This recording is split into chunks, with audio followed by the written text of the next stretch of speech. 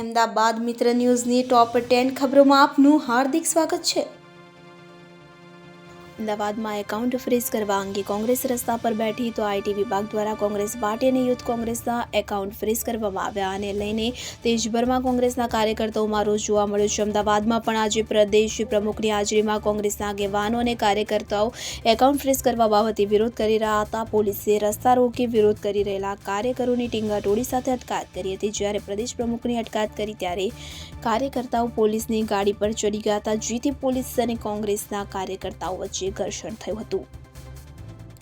જાહેરમાં ગંદકી કરતા વિપુલ દુધિયા સહિત 5 દુકાનો સીલ। શહેરને સ્વચ્છ રાખવા માટે થઈને એએમસી દ્વારા જાહેર રોડ ઉપર ગંદકી કચરો ફેંકવો, શાકભાજી વેચતા ફેરિયા, પાનના ગલા, ચાની કેટલે વગેરે ઉપર પેપર કપનો વપરાશ પ્રતિબંધિત, પ્લાસ્ટિકનું વેચાણ, ઉત્પાદન અને સંગ્રહ વગેરે કરનાર લોકો સામે કડક કાર્યવાહી કરવામાં આવી રહી છે। ઉત્તર પશ્ચિમ ઝોનના સોલિડ વેસ્ટ મેનેજમેન્ટ વિભાગની ટીમ ચાંદલોડિયા વિસ્તારમાં ચેકિંગ હાથ ધરવામાં આવ્યું હતું। જાહેર રોડ ઉપર ગંદકી બદલ વિપુલ દુધિયા સહિત 5 દુકાનની સીલ મારવામાં આવી। જાહેરમાં ગંદકી બદલ 158 એકમોની નોટિસ આપી 1.80 લાખનો દંડ વસૂલવામાં આવ્યો હતો। કર્ણાવતી યુનિમાં અમદાવાદ ડિઝાઇન વીકની શરૂઆત। અમદાવાદ ડિઝાઇન વીકની 5મી આવૃત્તિ ગાંધીનગરના ઉવાર સદમાં સ્થિત કર્ણાવત યુનિવર્સિટીના વિશાળ કેમ્પમાં શરૂ થઈ છે। તો ADW 5.0 એક ડિઝાઇન કોન્ક્લેવ છે કે જે વૈશ્વિક સ્તરે પ્રખ્યાત ડિઝાઇન નિષ્ણાતો, લીડર્સ, સંશોધકો અને દિગ્ગજ લોકોને એક મંચ પર એકત્રિત કરે છે, જેનું આયોજન કર્ણાવતી યુનિવર્સિટી દ્વારા કરવામાં આવ્યું છે અને United world institute of design દ્વારા રજૂ કરવામાં આવ્યું છે। ફ્લાયઓવર લંબાવવાનો નિર્ણય કરાયો। લો ગાર્ડન BRTS સ્ટેન્ડથી CNS સુધી ફ્લાયઓવર બનશે।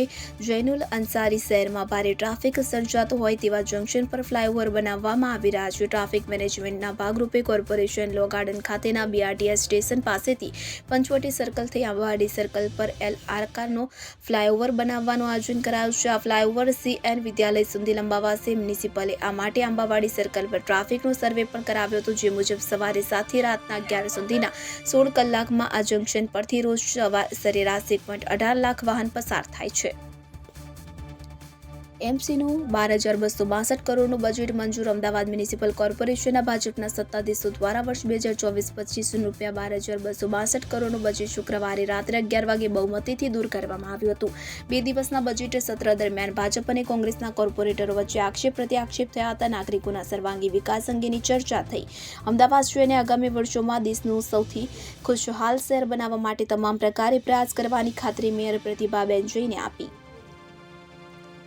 જૂની પેન્શન યોજના ફરી લાગુ કરવાની માંગ સાથે શિક્ષક અને પ્રોફેસર સહિતના કર્મચારીઓનો દેખાવ। તો રાજ્યભરમાં શિક્ષણના કાર્ય સાથે સંકળાયેલા કર્મચારીઓ પોતાના શહેરમાં વિરોધ પ્રદર્શન માટેના કાર્યક્રમનું આયોજન કરવામાં આવ્યું, જે અંતર્ગત અલગ અલગ શહેરમાં શૈક્ષણિક કર્મચારીઓ કાળા કપડાં પહેરીને પોસ્ટરો સાથે વિરોધ પ્રદર્શન કર્યું હતું। આ સાથે તેમની વિવિધ માંગણીઓમાં જૂની પેન્શન યોજના લાગુ થાય તે માટે જે તે શહેરના કલેક્ટરને આવેદનપત્ર આપવામાં આવ્યું।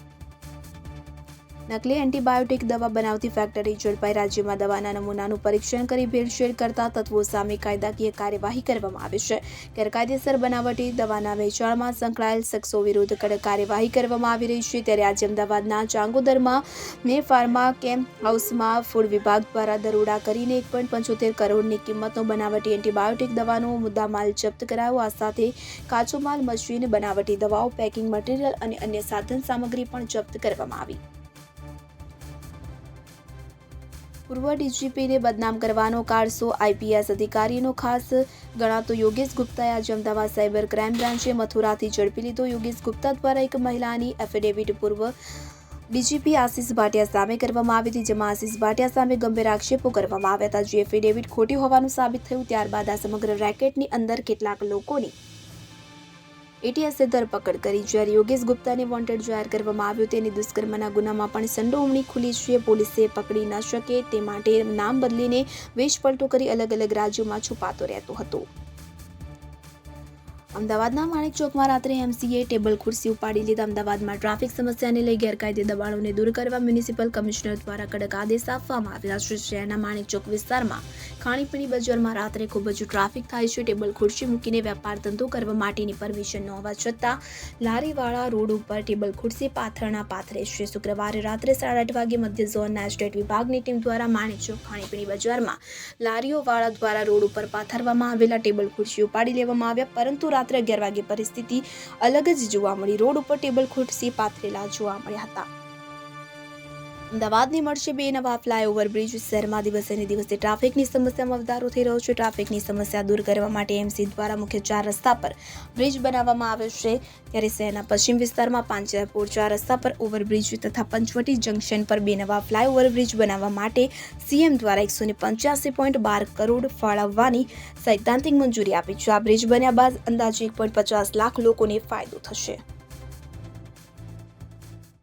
અહેમદાબાદ મિત્ર ન્યૂઝની યુટ્યુબ ચેનલને સબસ્ક્રાઇબ કરો અને બેલ આઇકોન જરૂરથી દબાવો, જેથી દરેક મહત્વના વિડીયોની નોટિફિકેશન તમને મળતા રહેશે.